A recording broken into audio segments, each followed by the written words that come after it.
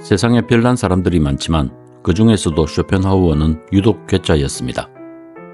삶은 고통이다. 행복은 고통의 일시적 중단에 불과하다.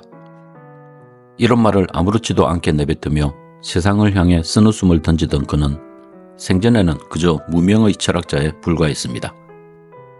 당시 철학계는 헤겔이라는 큰 별이 빛나고 있었기 때문이죠. 시간이 흘러 쇼펜하우어 사후에 수필집 부수적인 것들과 빠뜨린 것들이 인기를 얻으며 일반 대중의 관심을 끌게 됩니다. 그리고 아무도 읽지 않던 철학서 의지와 표상으로서의 세계가 출간된 지 무려 40년 만에 재조명을 받았습니다. 사람들이 기억하는 쇼펜하우어는 괴짜 철학자, 비관주의자, 그리고 고립된 사상가라는 이미지로 요약할 수 있습니다. 인간보다 개가 더 믿을만하다. 쇼펜하우어는 반려견 아트마를 인간보다 더 신뢰하며 평생을 함께했습니다. 아트마는 인간처럼 복잡한 욕망이나 갈등 없이 조건 없는 애정을 보여주었기 때문이죠. 그런데 그가 처음부터 이렇게 냉소적인 철학자였던 건 아닙니다. 청년 쇼펜하우어는 어느 날 철학자 칸트의 책을 읽고 말 그대로 인생이 바뀝니다. 칸트는 우리는 세상을 어떻게 알 수 있는가를 질문하며 우리가 감각적으로 인식하는 세계와 그 너머의 실제 세계가 따로 있다고 말했습니다. 이에 대해 헤겔은 이 세계와 실제는 서로 분리된 것이 아니며 모두 하나의 거대한 과정 속에서 변증법적으로 변화하며 진리에 다가간다고 보았습니다. 쇼펜하우어는 여기에 자기만의 철학을 내세웁니다. 세상은 우리가 보고 느끼는 표상일 뿐이다. 그 뒤에는 모든 것을 움직이는 맹목적인 의지라는 것이 있다. 이 의지는 이성적이지도 자비롭지도 않습니다. 그저 끊임없이 욕망하고 갈망하며 살아남으려는 힘일 뿐입니다. 우리는 이성적으로 사는 게 아니라 이 의지에 끌려다니죠. 그래서 우리는 고통을 받습니다. 의지는 욕망과 같아서 채워지면 또 생기고 채우지 못하면 괴로움을 남깁니다. 그래서 삶은 고통이다. 모든 존재는 괴로움을 위해 태어났다. 행복은 고통의 일시적 중단에 불과하다. 결국 인간의 본질은 끊임없는 욕망과 갈등으로 가득 찬 의지의 표현이라는 것입니다. 그래서 그는 아마도 개가 사람보다 더 믿을만하다고 말했을 수 있습니다. 쇼펜하우어는 평생 결혼도 하지 않았고 진지한 연애 관계도 거의 없었습니다. 딱 한 번 젊은 여성과 사귀었는데 그녀가 자신의 책을 이해하지 못하자 바로 관계를 끊었다고 합니다. 그는 여성에 대한 미소진이가 있었다는 비판도 받았습니다. 당시 유럽 사회의 만연한 편견, 여성은 이성이 부족하고 감정에 휩쓸린다는 시각에서 그도 자유롭지 못했습니다. 그는 혼자 있는 시간을 소중히 여겼고 루틴이 철저한 사람이었습니다. 칸트의 영향을 받은 철학자답게 매일 아침 5시에 일어나 차가운 물로 씻고 혼자 커피를 마시며 2시간 동안 글을 씁니다. 음악을 사랑했고 항상 같은 길을 아트마와 산책하며 같은 레스토랑에서 점심을 먹었습니다. 한 번은 레스토랑에서 낯선 이가 다가와 말을 걸었습니다. 저는 누구누구입니다. 하지만 쇼펜하우어는 당신이 누구든 상관없소. 날 내버려 두시오. 이렇게 사교성 없는 행동을 했습니다. 하숙집에서 이웃 여성과 말다툼을 하다 밀쳐 넘어뜨린 일도 있었습니다.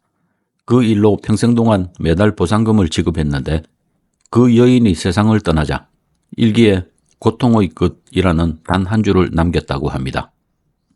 사람들은 그를 괴팍하고 세상과 단절된 비관주의자로 인식했지만 쇼펜하우어의 생각은 달랐습니다. 위대한 정신을 가진 사람이 평범한 대중과 어울릴 때 고독은 당연한 것이다.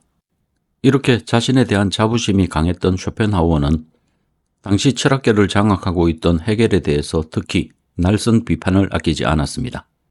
사람들 앞에서 진지한 척하지만 헤겔은 자신도 모르는 무한이나 절대 같은 헛소리를 하고 있다. 사기꾼 헤겔에게는 후세의 비웃음이 기다리고 있다. 두 사람은 당시 베를린 대학에서 강의를 했습니다. 쇼펜하우어는 일부러 강의 시간을 헤겔과 겹치게 배치해 학생들이 자신을 선택하길 바랐습니다. 하지만 대부분의 학생들은 헤겔을 선택했습니다. 대중과의 괴리감에 실망한 쇼펜하우어는 6년 후 한 번 더 시도하였지만 결과는 같았고 베를린 대학에서 가장 실패한 강사로 조롱받으며 교수직을 포기했습니다. 흥미롭게도 헤겔은 쇼펜하우어에 대해 공식적으로 어떤 언급도 하지 않았습니다. 그 침묵은 철학계에서 그가 얼마나 고립되어 있었는지를 보여주는 상징이기도 했죠. 쇼펜하우어의 철학은 그 자신과 닮았습니다.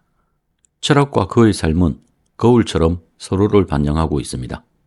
인생은 고통이다라는 비관적 세계관은 그의 복잡한 가족사와 고독한 생활에서 자연스럽게 흘러나온 것일 수 있습니다. 아버지의 의심스러운 죽음, 어머니와의 불화, 스스로 선택한 사회적 고립, 이러한 것들은 그에게 인간의 행복과 긍정적 미래에 대한 믿음보다는 삶의 고통과 무의미함을 강조하는 철학을 제시했을 수 있습니다. 쇼펜하우어 철학의 핵심에는 의지라는 형이상학적 개념이 있습니다. 이 의지는 우주 만물을 움직이는 맹목적인 생존 에너지입니다. 그는 모든 생명체가 심지어 무생물까지도 이 의지에 의해 작동한다고 보았습니다. 그래서 삶은 본질적으로 고통이라는 것이 그의 철학의 뼈대입니다. 하지만 쇼펜하우어는 고통을 회피하지 않았습니다. 오히려 직시했습니다. 이 점에서 그는 삶의 의미 자체를 부정하는 허무주의와 구별되는 진정한 비관주의자라 할 수 있습니다. 그는 인간 삶의 근본적 한계를 냉정하게 받아들이고 나아가 그 고통으로부터 벗어날 수 있는 가능성을 탐구했습니다.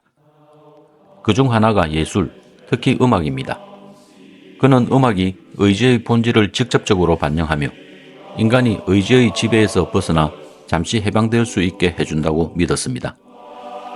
또한 금욕과 철학적 성찰을 통해 의지를 약화시키고 고통에서 자유로워질 수 있다고 보았습니다. 그는 실존적 질문도 던졌습니다. 삶이 고통이라면 그럼에도 우리는 어떻게 살아야 하는가? 쇼펜하우어는 우리가 고통과 함께 살아가는 방법으로 고통을 피하지 말고 직시하라. 예술과 연민으로 일시적 평화를 얻어라. 무기력한 포기 대신 철학적으로 성찰하라. 이렇게 답을 내렸죠. 흥미롭게도 쇼펜하우어는 불교와 힌두교를 깊이 연구하면서 자신의 철학과 유사한 점을 많이 발견했다고 합니다. 특히 불교의 고통감과 해탈의 개념은 쇼펜하우어의 철학과 깊은 연관성을 가집니다. 그는 자신의 의지 개념이 불교의 욕망과 집착 개념과 유사하다고 보았으며 고통으로부터의 해방을 추구하는 그의 구원론 역시 불교의 열반과 통하는 부분이 있다는 점을 분명히 인정했습니다. 그가 동양 철학을 통해 자신의 철학적 통찰에 대한 확신을 얻고 더욱 발전시키는 계기로 삼았다는 사실은 매우 흥미롭습니다. 이렇게 쇼펜하우어는 삶을 어둡게만 본 철학자가 아닙니다. 그저 삶의 고통스러운 본질을 직시한 철학이라 할 수 있습니다.